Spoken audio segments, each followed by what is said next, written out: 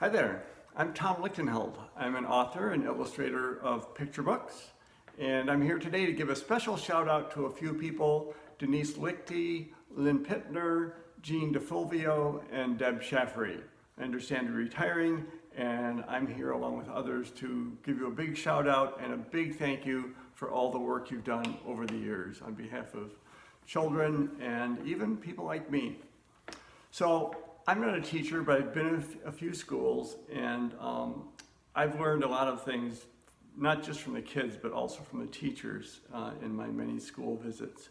One of the big things I've learned is how much teachers put into their work and how tirelessly they work on behalf of children.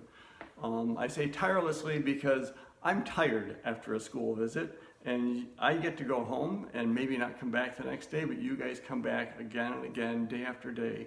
And among everything else that impresses me, your stamina is just mind-boggling. I get to go home and collapse after a couple days of being with the kids. And then I get to kind of absorb all their energy and all their wonderful ideas. And I really admire the way you guys get in there and stick with it and stick with those kids. So thank you for all of that. Now, I was thinking about your job and my job and what might be parallel, and the thing that occurred to me is that you know this better than I do, but you never know what you do that's going to stick with a child, do you? You never know what little piece of information or what little insight or something you teach them or show them might pop up later in their lives and what might turn out to be an inspiration to them. So because of that, you give it your all every day. And I do something similar in my books where I'll put little nuggets in them, maybe little hidden visuals, maybe a layered message in there somewhere. And I do that because I've learned from teachers and kids that they play back things to me that I either buried in there or hid in there, or even didn't even intend to, or didn't consciously put in there, that will inspire some child. And it's just so rewarding when I hear back about those things that meant something to a child. And I know that's what motivates you every day, that knowledge that you never know what's going to stick, so you give it your all every day, and I appreciate that. So speaking of you never know, I'm going to tell you a story about a book that I've heard you admire. The book is called I Wish You More, and I created this book with Amy Cross Rosenthal. And I say you never know because you never know where an idea is going to come from. And that's often the case with books, and that was certainly the case with this book. This idea came from an unexpected place. It took a long time to gestate, and it was a lot of work, and it turned out it was worth it.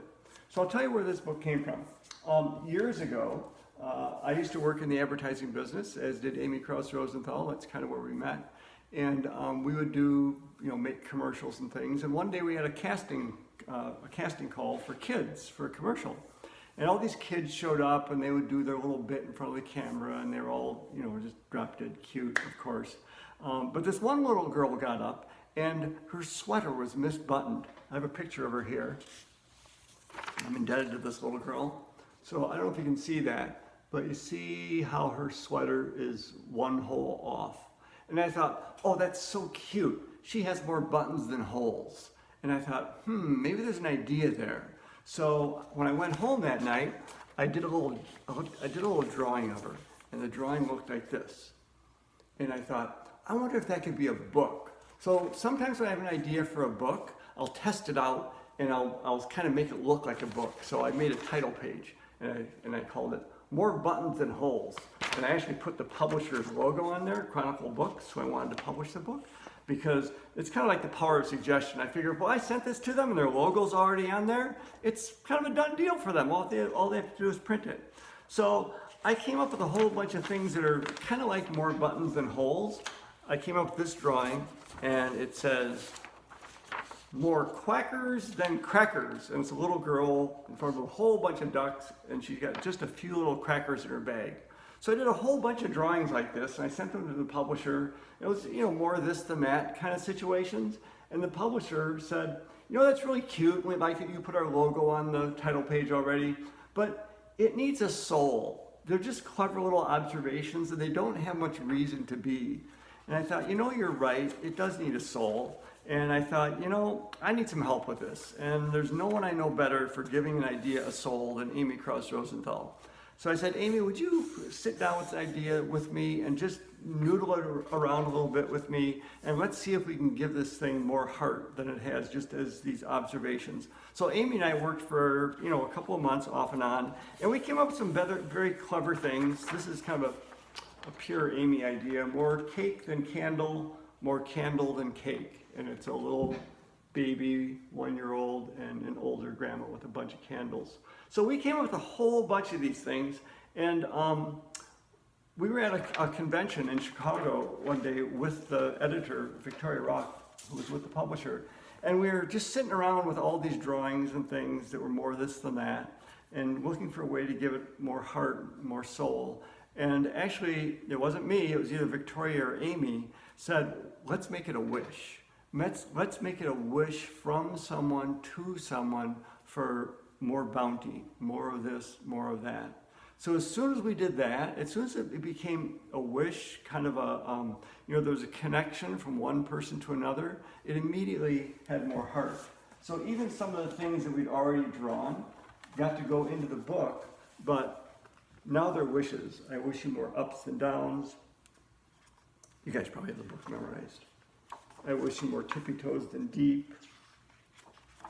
I wish you more we than me. So Amy and I worked on a whole bunch of these, and one of our rules was the wishes could not be for material things. We were not wishing anyone more toys or more wealth or, you know, a new Xbox. They were for qualities and for connection.